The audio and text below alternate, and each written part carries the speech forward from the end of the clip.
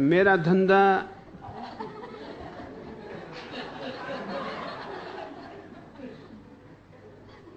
थोड़ा कठिन धंधा है। ये अंधों की दुनिया में चश्मे बेचने का धंधा है।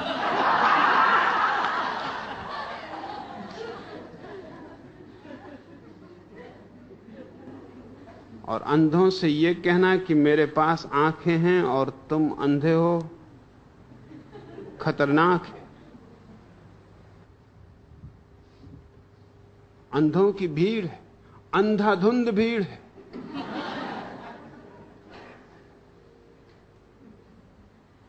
और कोई अंधा आदमी ये पसंद नहीं करता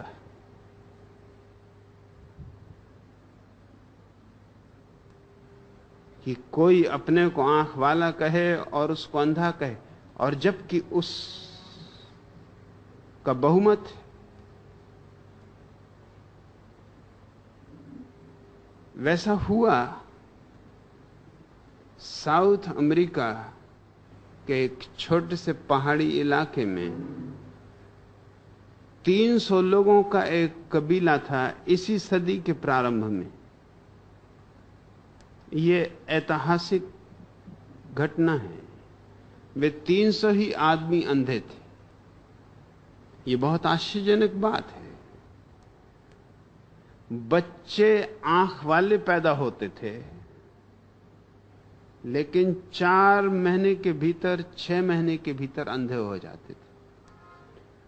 उस इलाके में एक मक्खी है जिसके काटने से बच्चे अंधे हो जाते।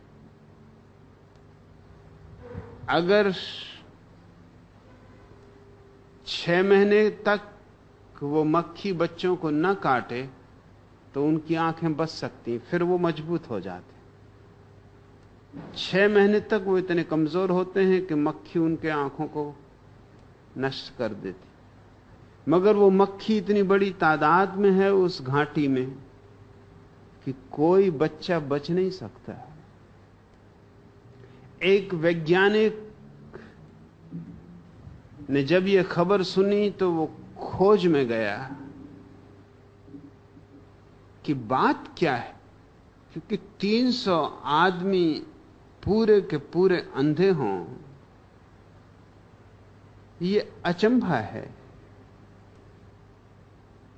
और उसने अध्ययन किया और देखा कि हर बच्चा आंख वाला पैदा होता है, लेकिन जब तक वो आंख वाला होता है तब तक बोल नहीं सकता। और 6 महीना लंबा समय, और मक्खी बहुतायत से है। आम घर घर में, तो 6 महीने के भीतर वो उसे अंधा कर देती। जब तक वो बोलने योग्य हो पाता है तब तक अंधा होता है। जब तक आंख होती है तब तक बोल नहीं सकता।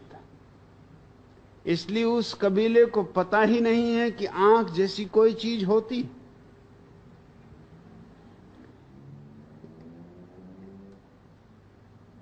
इस वैज्ञानिक युवक को भी मक्खी काटती थी, लेकिन ये तो 6 महीने से बहुत आगे जा चुका था। इस पे मक्खी के जहर का कोई असर नहीं होता था। और इसने निर्णय किया कि किसी भी तरह इस मक्खी को नष्ट करना है।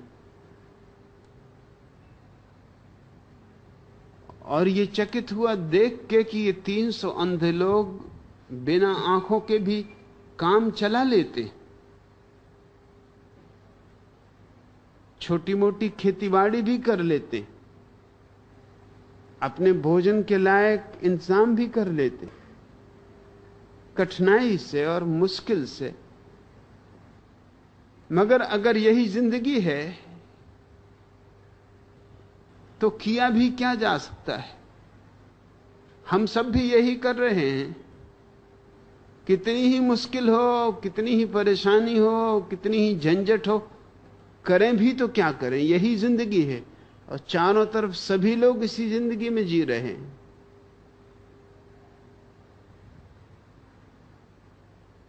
उस मक्खी का अध्ययन करते करते वो उस युवक का मन एक अंधी युवती पर आ गया। सुंदर थी, सिर्फ आंखें न थी।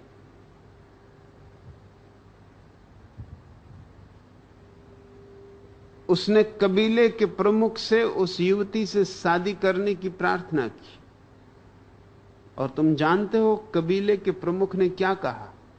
कबीले के प्रमुख ने कहा, पहले तुम ये भ्रम छोड़ दो कि तुम आंख वाले हो।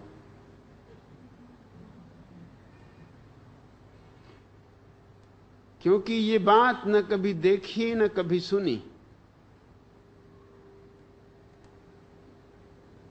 ये झूठी बातें छोड़ दो। विवाह की आज्ञा मिल सकती है, लेकिन एक ही शर्त पर कि हम जिन्हें तुम आंखें कहते हो उन्हें फोड़ देंगे। तुम अंधे होने को राजी हो, विवाह हो सकता है, तब तुम हमारी जाति के हो गए। तुम सोच लो। और अगर तुम आंखें वाले ही रहना चाहते हो तो हमें माफ करो, तुम किसी और दुनिया के आदमी हो, हमारी जाति के नहीं। कल सुबह अपना निर्णय बता देना। रात भर वो सोचता रहा कि क्या करे, क्या आंखें गंवा दे, मगर इन्हीं आंखों के कारण तो उस स्त्री के सौंदर्य में वो दीवाना हुआ है। ये इन्हीं आंखों की देन तो है कि उसने सौंदर्य को देखा है। इन्हीं आंखों को गंवा दे तो वो स्त्री सुंदर है या कुरूप, क्या फर्क पड़ता है। और सुबह होने के पहले निर्णय करना है। ठीक सूरज उगने के पहले वो वहां से भाग खड़ा हुआ, जितनी तेजी से भाग सकता था। कबीला उसका पीछा कर रहा था कि पकड़ो उसे, वो भाग ना जाए, क्योंकि वो बाहर जाकर लोगों को ये झूठी खबर देगा कि मैं आंख वाला हूं और दूसरे लोग अंधे। ये उस वैज्ञानिक ने ही दुनिया को खबर दी। दूसरे वैज्ञानिक गए, धीरे धीरे मक्खी को समाप्त किया। अब बच्चे वहां भी आंख वाले हैं। वो 300 लोग जो इस सदी के पहले चरण में आंख वाले थे, अंधे थे, मर चुके, बूढ़े हो चुके, समाप्त हो चुके। अब वो कबीला विलीन हो गया, आप सब आंख वाले। लेकिन अंधों के बीच ये कहना कि मैं ही अकेला आंख वाला हूं और तुम सब अंधे हो,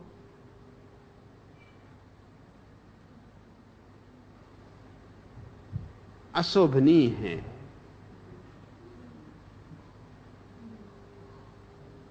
अशिष्ट है। तुम्हारी बात मैंने समझी, लेकिन तुम भी मेरी बात समझो।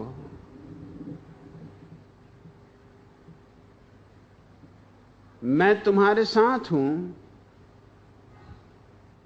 तुम सोए हो तब भी साथ हूं, भला मैं जागा हुआ हूं।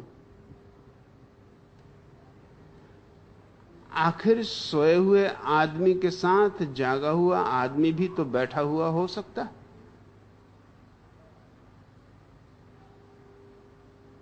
और सोए हुए आदमी में और जागे हुए आदमी में फर्क ही क्या होता है? बड़ा जरा सा फर्क होता है कि सोए हुए आदमी की आंख खुल जाए तो वो भी जाग जाए। लेकिन सोए हुए लोगों के बीच रह के ये बेहतर है कि तुम कम से कम ये ढोंग ही करते रहो कि तुम भी सोए हुए हो। नाहक उन्हें नाराज ना करो, उनकी भीड़ है, उनका समाज है, उनकी दुनिया है, तुम अकेले हो। और सवाल इसका नहीं है, सवाल इसका है कि उन्हें जगाना है। इसलिए दुश्मनी पैदा नहीं करनी है, दोस्ती पैदा करनी। इसलिए नहीं कहता कि तुम अंधे हो, इसलिए कहता हूं कि हम अंधे हैं। मगर वही कह सकता है कि हम अंधे हैं जिसके पास आंखें हों। अंधा आदमी तो यह भी नहीं कह सकता कि मैं अंधा हूं। तुमने कभी शायद इस पे सोचा भी ना हो, या सोचा भी होगा तो गलत सोचा होगा। लोग समझते हैं कि अंधे आदमी को अंधेरा ही अंधेरा दिखाई देता होगा। तुम गलती में हो। अंधे आदमी को अंधेरा भी दिखाई नहीं देता। अंधेरा देखने के लिए भी आंखें चाहिए। तुम आंख बंद करते हो तो तुम्हें अंधेरा दिखाई देता है, क्योंकि तुम्हारे पास आंख है। रोशनी तुमने देखी है, इसलिए अंधेरा भी दिखाई देता है।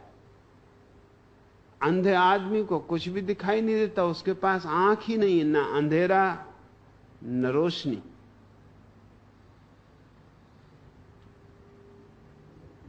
वो सहानुभूति का पात्र है, वो करुणा और प्रेम का पात्र है। उसे आहिस्ता आहिस्ता जगाना है। उसकी आंखों पर ठंडे पानी के छींटे बहुत आहिस्ता आहिस्ता फेंकने हैं, उसे नाराज नहीं कर देना है। और फर्क कुछ बड़ा नहीं है।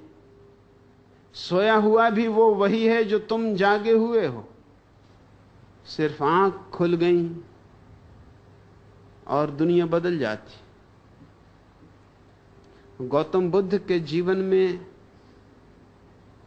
उन्होंने अपने पुराने जन्मों की बहुत सी कहानियां कही। उनमें एक कहानी बहुत ही प्रीतिकर। तब तक वो स्वयं जागे नहीं थे, बुद्ध नहीं हुए थे, लेकिन कोई बुद्ध हो गया था और उन्हें खबर मिली। वो उसके दर्शन को गए। उन्होंने झुककर उसके चरण छुए, जो कि पूरब की अद्भुत देन है।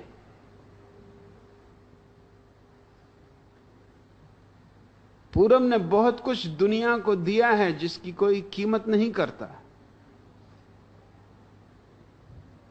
उस तरह के आदमी को यूनान में जहर दिया जाता, जूदिया में फांसी पर लटकाया जाता, अरब में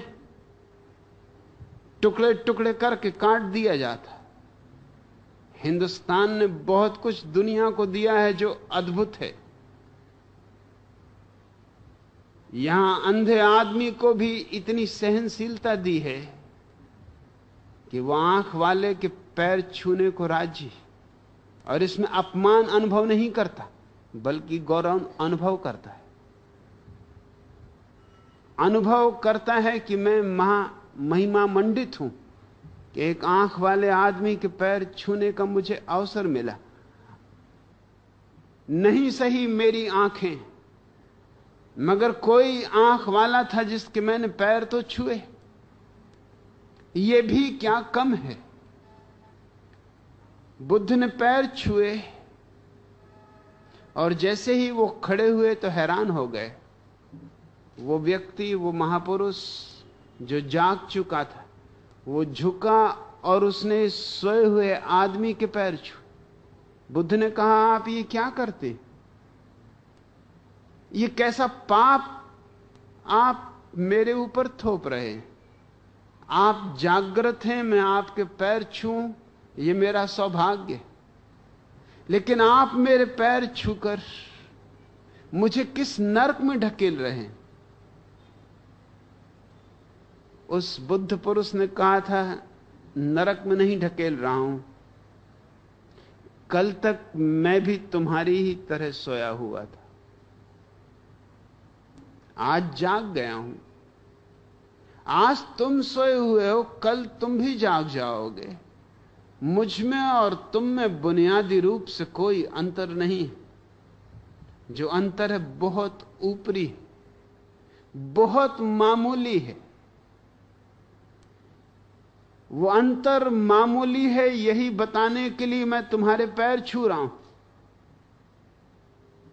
मैं तुम्हारे अंधेपन के पैर नहीं छू रहा हूं, मैं तुम्हारे भविष्य के, जब तुम भी जाग जाओगे, उस स्वर्ण दिन के, उस स्वर्ण प्रभात के पैर छू रहा हूं। और इसलिए भी ताकि तुम्हें याद रहे कि जाग के भूल मत जाना